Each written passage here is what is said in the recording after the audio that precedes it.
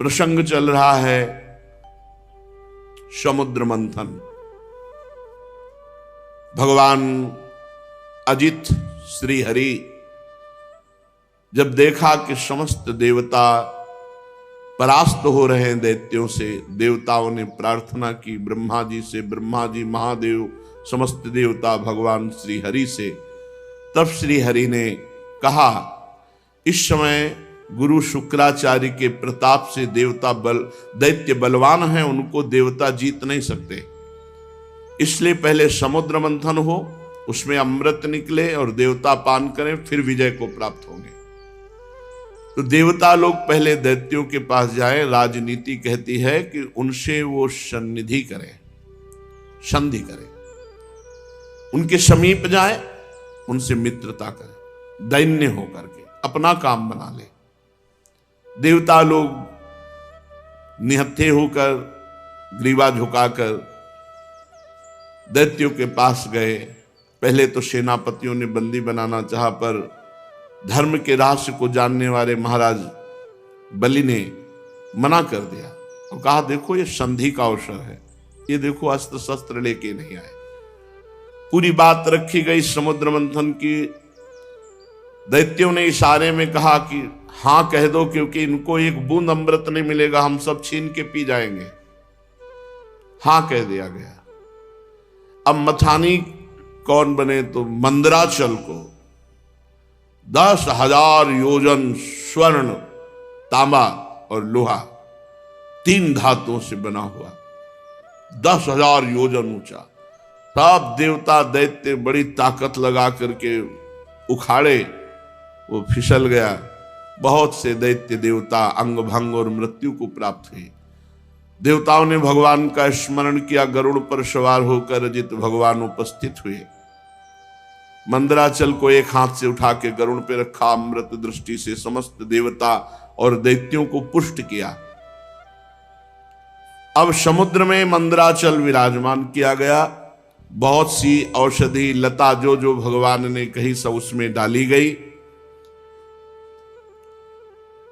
देवता और असुरों ने नागराज वासुकी को रिझा लिया और उनको वचन दिया कि समुद्र मंथन में प्राप्त होने वाले अमृत में तुम्हारा हिस्सा होगा, आप रस्सी बन जाएं। मथानी बना मंदराचल, रस्सी बने वासुकी नाग। वासुकी नाग को नेति के समान मंदराचल में लपेट दिया गया। समुद्र मंथन आरंभ हुआ। अजित भगवान ने देवताओं को इशारा किया, मुख की ओर लग जाओ। देवताओं में खास बात है, भगवान की आज्ञा का उल्लंघन ने क्यों नहीं पूछा, लग गए। जब दैत्य सेनापतियों ने देखा तो उन्होंने कहा, देवता कोई श्रेष्ठ है, हम लगेंगे मुख की तरफ। सांप के पूंछ का भाग जो है ये निकृष्ट माना जाता है, हम इसे नहीं पकड़ेंगे। भगवान ने देवताओं को इशारा किया, आ जाओ पूंछ की तरफ, क्योंकि जब नेति बन करके मंदराचल घुमाया जाएगा, भारी विष की ज्वाला वासुकी नाग के मुख से निकलेगी। तो देवताओं को बचाने के लिए भगवान ने पहले ऐसा किया था। देवताओं ने पूंछ पकड़ ली और दैत्य मुख की ओर हो गए। बड़े बड़े असुरों के भुजाओं और देवताओं की दैवी शक्ति से युक्त होकर मंदराचल जीव ही घुमाया जाने लगा, त्यों ही समुद्र में डूबने लगा। अब तो सब देवता दैत्य निराश होने लगे, मन टूट गया, उदासी छा गई। भगवान ने तुरंत कच्छप रूप धारण किया। भगवान का एक कच्छप अवतार है, विशाल काय भगवान की पीठ। समुद्र में प्रवेश करके मंदराचल के नीचे जाकर कच्छप भगवान अपनी पीठ में मंदराचल ले लिया। भगवान की शक्ति अनंत है, वे सत्य संकल्प हैं, उनके लिए कौन सी बड़ी बात है। देवता और असुरों ने देखा कि मंदराचल ऊपर उठने लगा, तब फिर से उत्साहित होकर समुद्र मंथन किया। भगवान कच्छप की पीठ का विस्तार कितना था? 1,00,000 योजन, क्योंकि 10,000 योजन चौड़ा और लंबा तो मंदराचल है। 1,00,000 योजन भगवान कच्छप की पीठ, 1,00,000 योजन तक फैली हुई अपनी पीठ पर मंदराचल घूम रहा है। तो भगवान को ऐसा सुख हो रहा है जैसे कोई पीठ खुजला रहा हो। बड़े बड़े देवताओं में दैवी शक्ति और असुरों में आसुरी शक्ति भगवान ने प्रवेश की। फिर मंदराचल को घुमाया जाने लगा। भगवान की पीठ में मानो खुजली हो रही हो, ऐसे मंदराचल लगता है। समुद्र मंथन भगवान के बल से हुआ। देवताओं में दैवी शक्ति, असुरों में आसुरी शक्ति, वासुकी नाग में निद्रा, नीचे कच्छप रूप से, ऊपर 1000 सहस्त्रबाहु रूप से ऊपर भी दबाए हुए हैं। ये देवता नहीं जान रहे। पर्वत के ऊपर 1000 भुजाएं धारण करके ऊपर से भगवान उसे आकाश में ब्रह्मा शंकर इंद्र आदि भगवान के ऊपर पुष्पों की वर्षा कर रहे हैं। इस प्रकार भगवान पर्वत के ऊपर सहस्त्राबाहु रूप से 1000 भुजाएं धारण करके नीचे को दबा रहे हैं, नीचे कच्छप रूप से ऊपर को उठा रहे हैं। देवताओं में दैवी शक्ति, असुरों में आसुरी शक्ति, पर्वत में दृढ़ता, वासुकी में निद्रा, स्वयं भगवान के द्वारा ही समुद्र मंथन हो रहा है। अब तो भगवत बल से उन्मत्त होकर मंदराचल को बड़े वेग से घुमाया गया। समुद्र मंथन शुरू हुआ। उस समय समुद्र और उसमें रहने वाले मगर, मछली आदि जीव क्षुब्ध हो गए। नागराज वासुकी के हजारों कठोर नेत्र मुखों से, श्वासों से विष की ज्वाला निकलने लगी। उससे पौलोम काल के बलि, इलवल आदि असुर निस्तेज हो गए, जलने लगे। ऐसे जान पड़ते थे मानो दावानल से झुलसे हुए साखू के पेड़ खड़े हों। देवताओं में भी ताप आया। वासुकी नाग के श्वास की लपटों से देवता भी निस्तेज होने लगे। वस्त्रमाला, कवच, मुख ये सब झुलस गए। भगवान ने तुरंत प्रेरणा की, मेघ छा गए और वर्षा होने लगी, जिससे फिर बल आया दैत्यों में और देवताओं में। समुद्र मंथन फिर जोर से शुरू हुआ। पहले समुद्र मंथन में विष निकला, विष। ध्यान रखो, जब कोई साधन मार्ग में चलता है तो पहले विष पीना पड़ता है। यम ही न व्यथ्यन्ते ते पुरुषम पुरुषर्षभ सम दुखा सुखाधीरम स्वमृतत्वाय कल्पते। जो इस विष को पीता है, सुख दुख को समान भाव, मान अपमान, निंदा स्तुति, काम क्रोध लोभ, ये सब विष हैं। इनको जो पीता है वही अमृत पद का अधिकारी होता है। भगवान मेघ के समान सांवले शरीर पर सुनहला पीतांबर, कानों में बिजली जैसे चमकते हुए कुंडल, सिर पर मुकुट, घुंघराले बाल, नेत्र लाल लाल रेखाओं से युक्त, गले में बनमाला सुशोभित, संपूर्ण जगत को अभय दान करने वाले विश्व विजयी भगवान अजित ने अपने भुजदंडों से वासुकी नाग को पकड़कर जे ही मंदराचल की रफ्तार बढ़ाई, ते भी खलबली मच गई। मछली, मगर, सांप, कछुए भयभीत होकर ऊपर आ गए। तिमिंगल आदि मत्स्य, समुद्री हाथी, ग्राह व्याकुल हो गए। जे ही ऐसा मंथन हुआ कि सबसे पहले ऊपर हलाहल नामक अत्यंत उग्र विष निकला। अब वो समुद्र मंथन से निकला हुआ विष 10 दिशाओं में फैलने लगा। इससे सारी प्रजा मर जाएगी, सब प्रकृति भस्म हो जाएगी, ऐसा ये विष है। भगवान अजित ने कहा, भगवान शंकर की शरण में चलो। पहले निकले हुए इस हलाहल नामक विष से भगवान सांब सदाशिव ही बचाएंगे। भगवान शंकर सती जी के साथ कैलाश पर्वत पर विराजमान थे। बड़े बड़े ऋषि मुनि उनके वचन सुन रहे थे। भगवान शिव उपदेश कर रहे थे। तीनों लोकों को अभ्युदय और मोक्ष के लिए बड़े बड़े ऋषि मुनि उनकी आराधना करते हैं भगवान शिव की। प्रजापतियों ने दर्शन किया और भगवान महादेव जी की स्तुति की। देव देव महादेव भूतात्मन भूत भावन त्राहिना शरणापन्नास त्रैलोक्ये दहनाद विषाद तुम्हें कहा सर्व जगत ईश्वरो बंध मोक्षयो तम त्वामर्चन्ति कुशलाः प्रपन्नार्तिहरम गुरु। हे जगत गुरु, हे देवाधिदेव, हे समस्त प्राणियों की आत्मा और जीवन दाता, हम सब लोकपाल आपकी शरण में आए हैं। समुद्र मंथन में त्रिलोकी को भस्म करने वाला हलाहल उग्र विष प्रकट हुआ है, उससे आप हमारी रक्षा कीजिए। सारे जगत को बांधने और मोक्ष मुक्त करने में एकमात्र आप समर्थ ईश्वर हैं। इसलिए हे भगवान शिव, विवेकी पुरुष आपकी आराधना करते हैं, क्योंकि आप शरणागत की पीड़ा नष्ट करने वाले एवं जगत गुरु हैं। प्रभु, अपनी गुणमयी शक्ति से इस जगत की सृष्टि, स्थिति, प्रलय ये आप करते हैं, पर आप एक रस रहते हैं। जितने भी देवता, मनुष्य, पशु, पक्षी, सत असत चराचर प्राणी हैं, सबके जीवन दाता देवाधिदेव आप ही हैं। आपके अतिरिक्त सृष्टि भी और कुछ नहीं, क्योंकि आप सबकी आत्मा हैं। हे सर्वदेव स्वरूप, आपका मुख अग्नि है।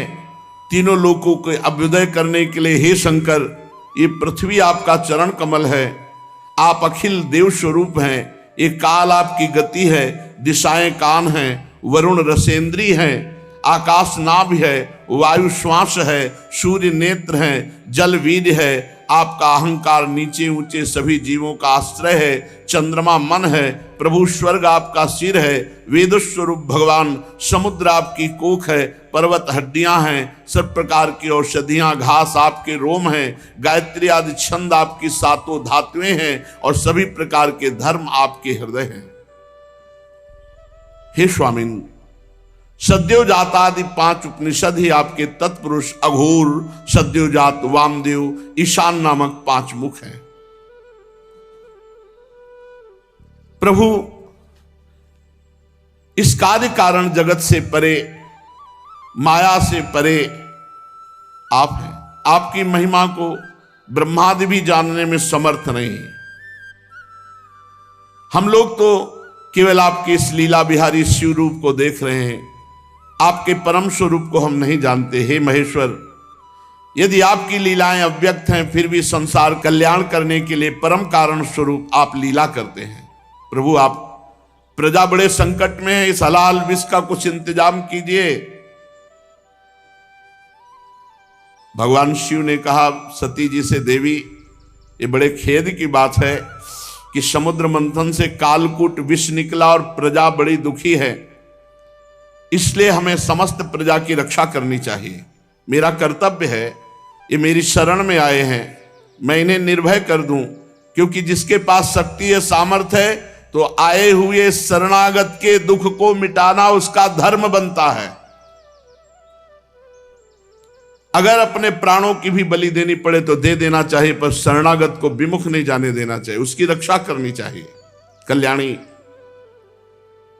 ये मोह पास में बंद करके जीव एक दूसरे से वैर की गांठ बांध लेते हैं। ऐसे अज्ञानियों पर जो कृपा करके उन्हें भगवत मार्ग में लगाता है, उनकी रक्षा करता है, उस पर भगवान श्री कृष्ण बहुत प्रसन्न होते हैं। और जब भगवान श्री कृष्ण प्रसन्न हो जाते हैं तो मैं, ब्रह्मा, चराचर जगत उसके ऊपर प्रसन्न हो जाता है। जहां पर कृपा राम की हुई, ता पर कृपा करे सब कोई। इसलिए मैं प्रजा के कल्याण के लिए इस विष को पीऊंगा। विश्व के जीवन दाता देवाधिदेव महादेव भगवान शंकर इस प्रकार सती देवी से कहकर विष को लेने के लिए तैयार हो गए। माताजी बड़ी कृपालु हैं और जानती भगवान शिव के प्रभाव को। उन्होंने अनुमोदन किया, हां प्रभु ऐसा ही करना चाहिए। भगवान शंकर ऐसे करके आकर्षण किया और पूरे समुद्र मंथन से निकले हुए विष को अपने हाथ में ले लिया और उसको पी गए। पीकर हृदय में नहीं जाने दिया, यही गले में रोक लिया। पूरा श्याम गौरवर्ण का गला, पूरा श्याम वर्ण का, इसीलिए भगवान का एक नाम पड़ा नीलकंठ। भगवान शंकर का वो भूषण हो गया नीलकंठ। देवादिदेव भगवान शंकर सबकी कामना पूर्ण करने वाले हैं। उनका एक कल्याणकारी अद्भुत कर्म सुनकर दक्ष कन्या सती ब्रह्मा जी भगवान श्री हरि बहुत उनकी स्तुति की, प्रशंसा की। जब भगवान शंकर विष पान कर रहे थे तो 1-2 बूंद विष टपक गया। उसी से जितने भी विषैले जीव जंतु, विषैली औषधियां हैं, वो सब हैं। 1-2 बूंद टपक गया, उससे हैं। पूरी सृष्टि में इतना विष है, वो 1-2 बूंद से अगर पूरा विष तो भस्म कर देता त्रिलोकी को। महादेव जी गले में आज भी रोके हुए हैं। भगवान शंकर ने विष पी लिया, अब तो समस्या का समाधान हो गया। देवता और असुर बड़ी प्रसन्नता से समुद्र मंथन करने लगे। फिर समुद्र मंथन से कामधेनु प्रकट हुई।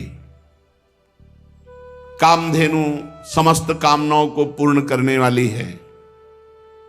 भगवान इशारा जिसे देते वही उसे स्वीकार करता।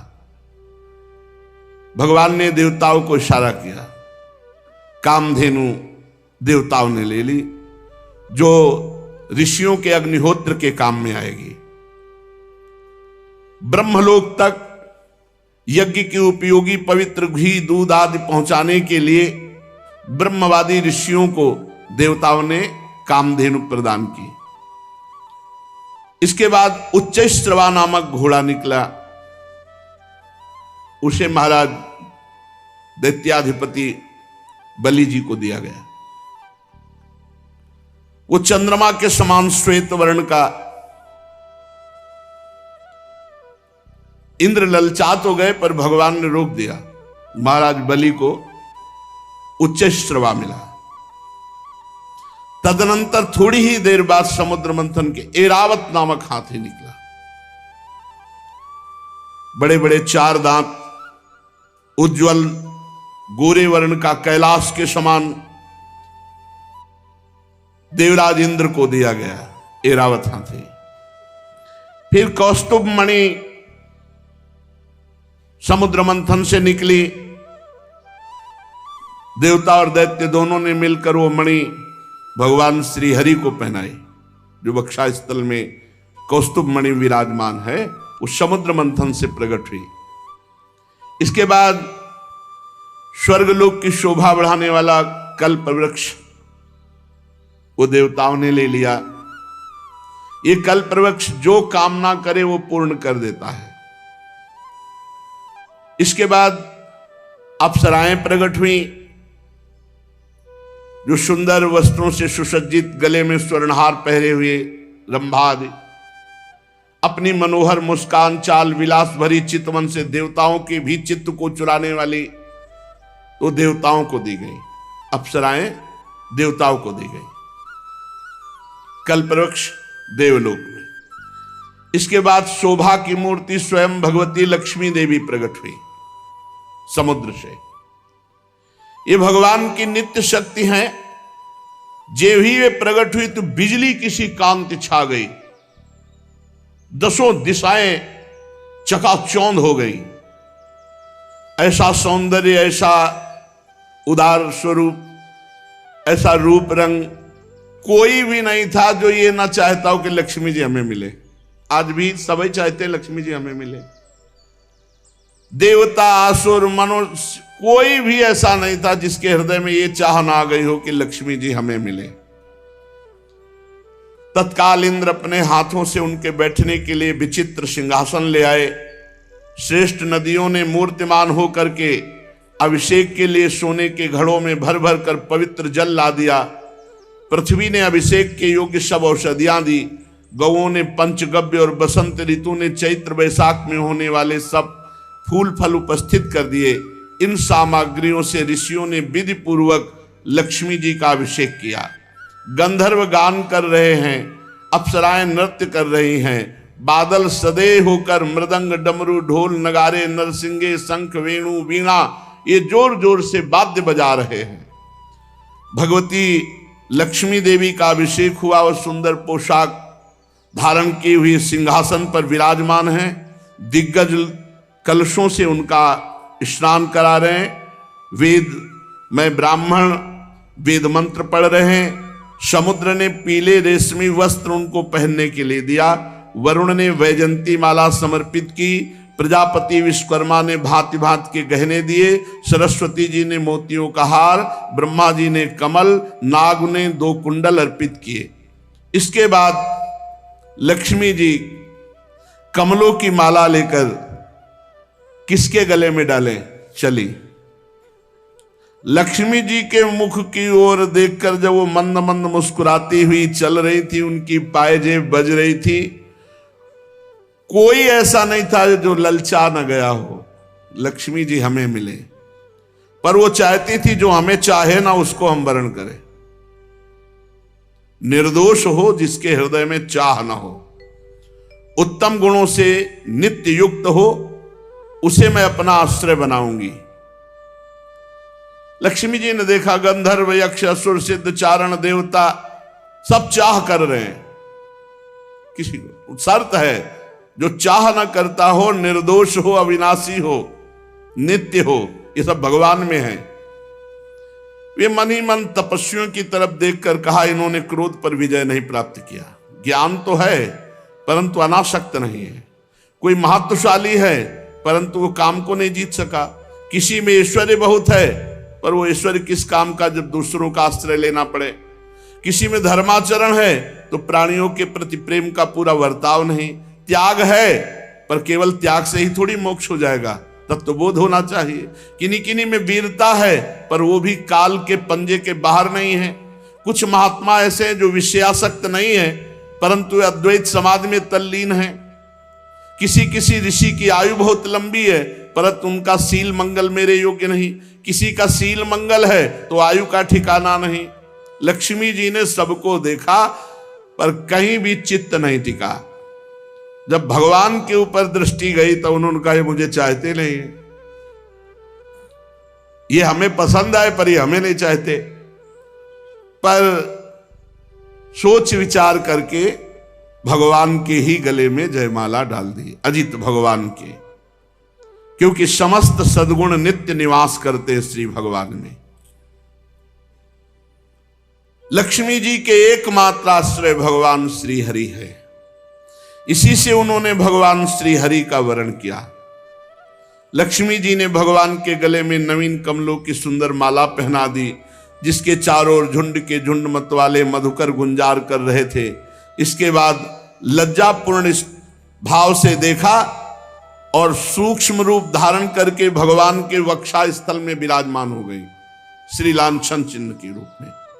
जगत पिता भगवान ने जगत जननी समस्त संपत्तियों के अधिष्ठात्र देवता श्री लक्ष्मी जी को अपने वक्षा स्थल पर निवास दिया, हृदय में। उसी समय शंख तुरही मृदंग बाजे बजने लगे, गंधर्व गाने लगे, अप्सराएं नृत्य करने लगी। ब्रह्मा रुद्र अंगिरा आदि प्रजापति पुष्प वर्षा करते हुए भगवान की दिव्य मंत्रों द्वारा स्तुति की।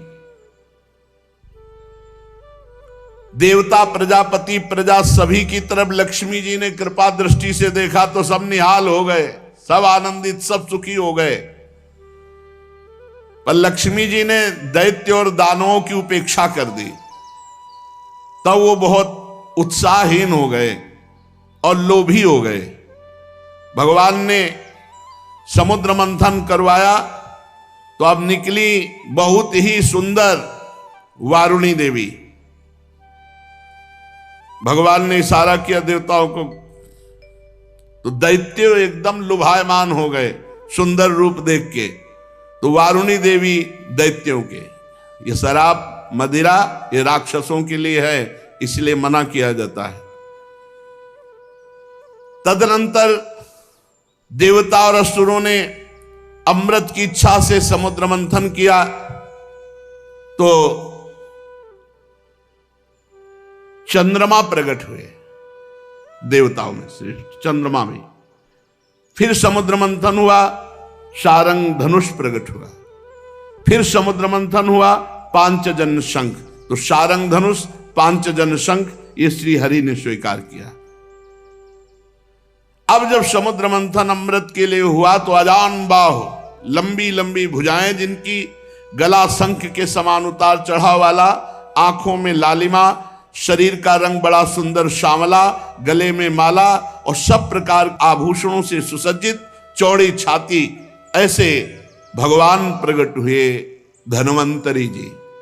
भगवान का एक अवतार धन्वंतरी अवतार है, और उनके हाथों में कंगन और भरा हुआ अमृत का कलश, ये 14 रत्न निकले। कालकूट, कामधेनु, इरावत हाथी, उच्चश्रवा घोड़ा, कौस्तुभमणि, कल्पवृक्ष, रंभादि अप्सरा, महालक्ष्मी, वारुणी, मदिरा, चंद्रमा, शारंग धनुष, पांचजन्य शंख, धन्वंतरी और अमृत, ये समुद्र मंथन से 14 रत्न प्रकट हुए।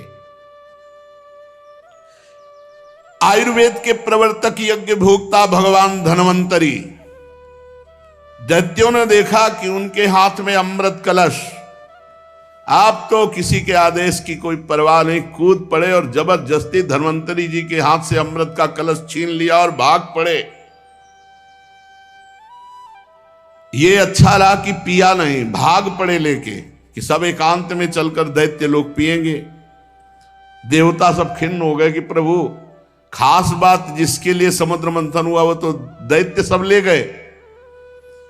भगवान ने इशारा किया, तुम चिंता मत करो, एक बूंद नहीं पीने पाएंगे, अभी हम जाते पूरा कलश अपने हाथ दे देंगे। भगवान ने अमृत लोलुप दैत्यों के बीच, वहां भागना थोड़ी है, वो तो भाग के एकांत में पहुंचे, वहीं भगवान बीच में प्रकट हो गए।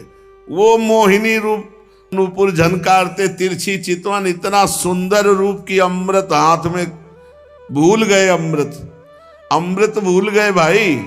ये है भगवान की माया। और जिधर भगवान देखे तो मुस्कुरा के, ऐसे मानो कि अब तो जन्म जन्म से हमारा इनका रिश्ता है। ऐसे भगवान मोहिनी रूप, छमछमाते हुए कभी इधर कभी उधर, और ऐसा नवकिशोर रूप।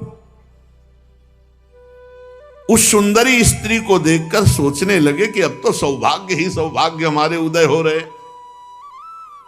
कितनी सुंदर ये स्त्री है, हमको प्यार करती।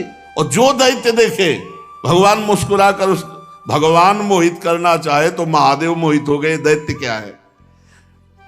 अब तो सब के सब दैत्य भूल गए अमृत को, और डांट होड़ लग गई मोहिनी जी के लिए। उनमें हाथ जोड़कर कहा, कमल नैनी तुम कौन हो, कहां से आई हो और क्या करना चाहती हो। सुंदरी, तुम्हें देखकर हम सबके मन में खलबली पैदा हो गई।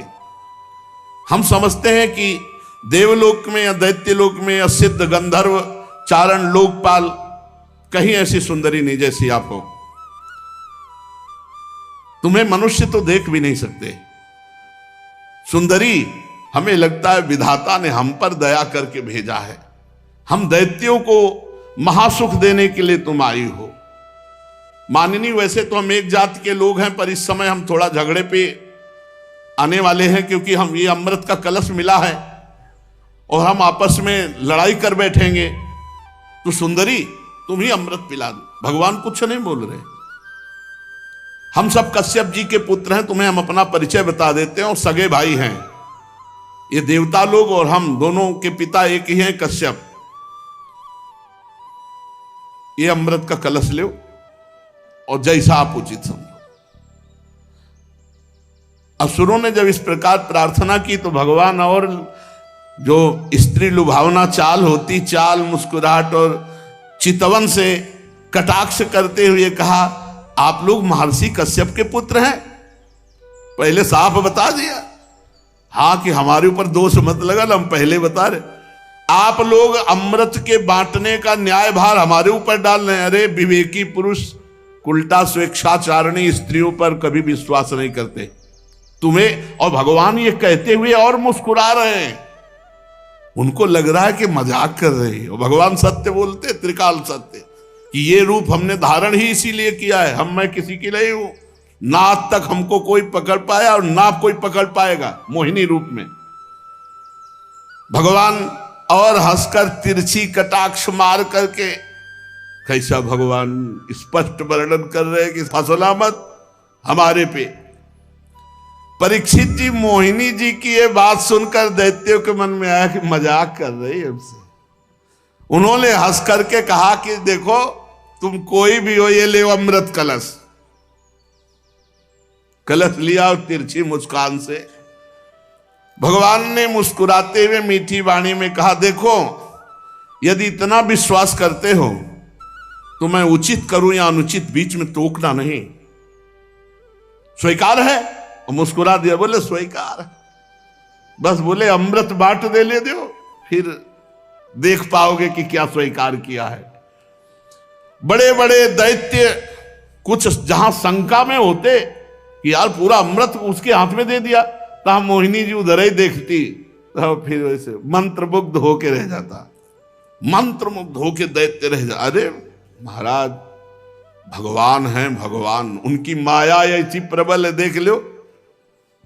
लोक लोकांतर फिर वो स्वयं मोहिनी रूप धारण किए। दैत्यों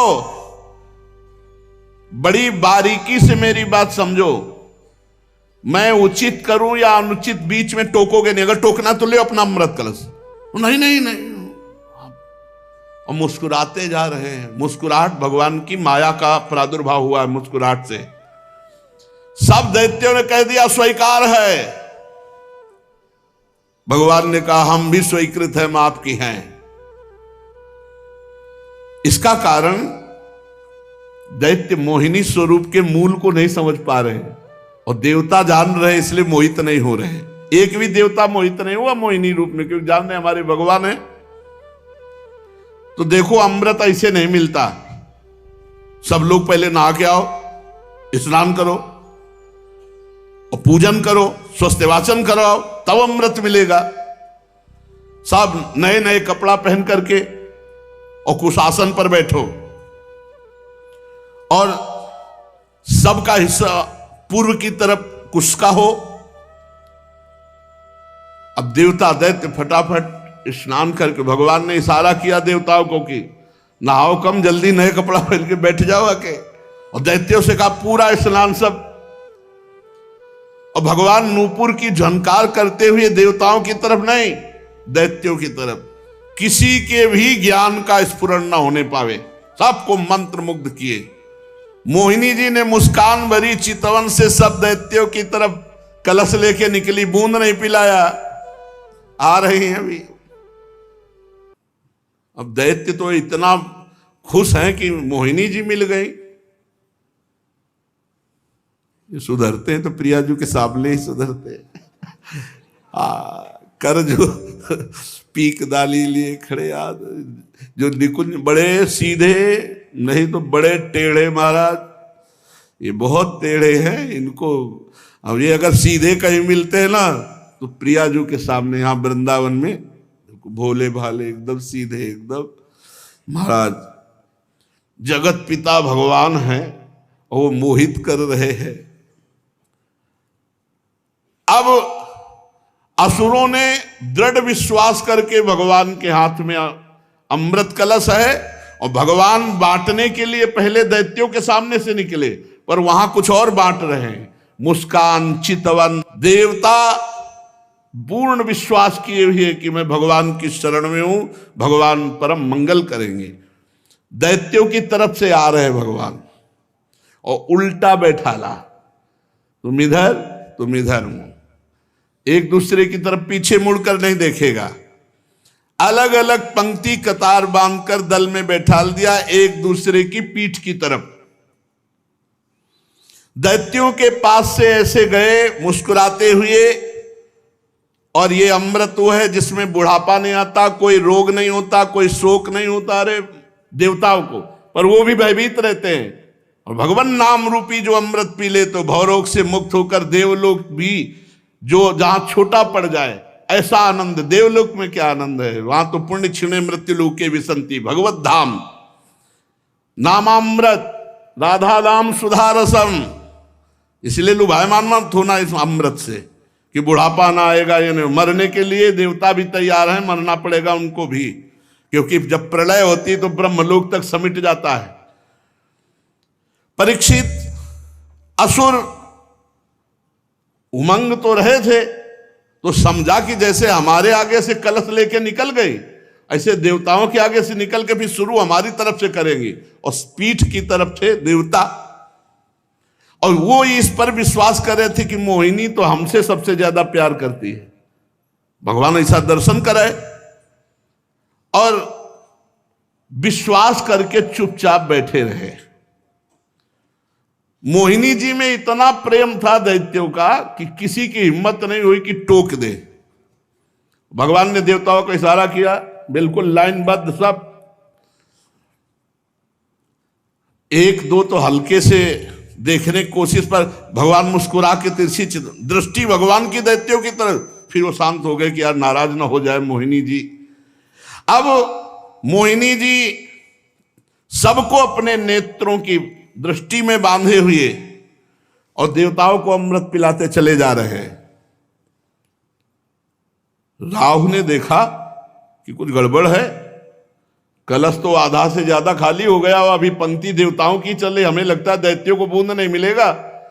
तत्काल चंद्रमा और सूर्य के बीच में, वो तो पीठे घुमानी थी, तत्काल घुमाया और अमृत बटी रहा। और भगवान बांटने की तरफ नहीं देख रहे थे, दैत्यों की तरफ देख रहे थे। चंद्रमा और सूर्य ने कहा प्रभु राक्षस है, दैत्य है। भगवान ने तुरंत सुदर्शन चक्र के द्वारा, तो केवल ऊपर का अमृत केवल गले तक पहुंच पाया था। आज भी चंद्र ग्रहण और सूर्य ग्रहण उसी से पड़ता है। भगवान ने सुदर्शन चक्र से उसका सिर काट दिया। अमृत का संसर्ग गले से होने से आज भी वो अमर है राहु, परंतु उसका जो धड़ है वो नीचे गिर गया।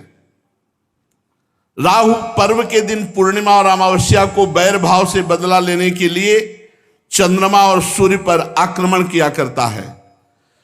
भगवान ने लंबी चाल बढ़ाई, पूरे देवताओं को अमृत पिला दिया, फेंका कलश जहां एक बूंद भी नहीं। अब समस्त दैत्यों के सामने मोहिनी रूप, अरे खत्म मोहिनी रूप देखा, अरे बोले तो हरि ठग लिया, सब अमृत पिला दिया देवताओं को। अब तो सब के सब असुरगण अमृत से वंचित और भारी क्रोध धारण करके भगवान के प्रति की इसने छल कर दिया। दानों और दैत्यों ने बड़ी मेहनत की थी, फिर भी उन्हें भगवान से विमुख और आसुरी प्रवृत्ति होने के कारण अमृत पीने को नहीं दिया गया कि बिना अमृत पिए तो ऐसा विनाशकारी खेल खेलते हैं, अगर अमृत पी लिए तो फिर तो बहुत ही आतंक मचा देंगे।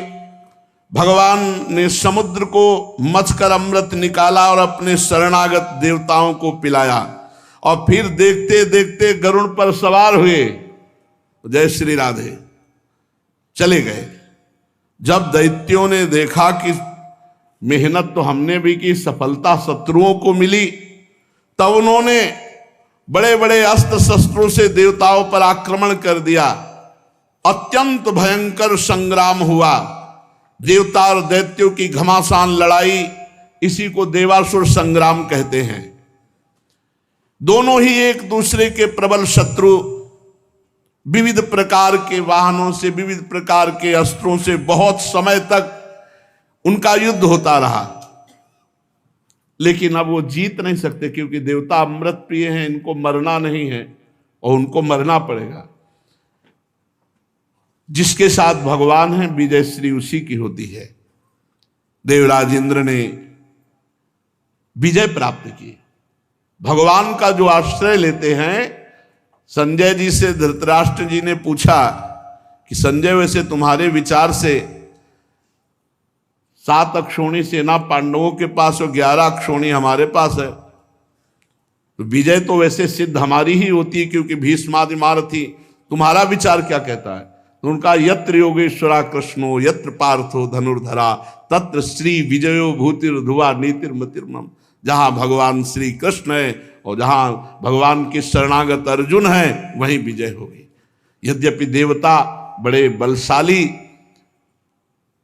अमृत पीने के बाद तो और बलशाली, और शुक्राचार्य जी संजीवनी के प्रभाव से दैत्यों को जिला देने वाले, पर भगवान का बल अमोघ है जो देवताओं के पक्ष में, इसलिए देवासुर संग्राम में देवताओं की विजय हुई। जो ये समुद्र मंथन लीला भगवान की कृपा से देवताओं की विजय लीला सुनता है उसके पाप नष्ट हो जाते हैं, भगवान के चरणों में भक्ति होती है और भगवान का कृपा बल उसको प्राप्त होता है। शेष चर्चा आगे। श्री राधा वल्लभ लाल की जय।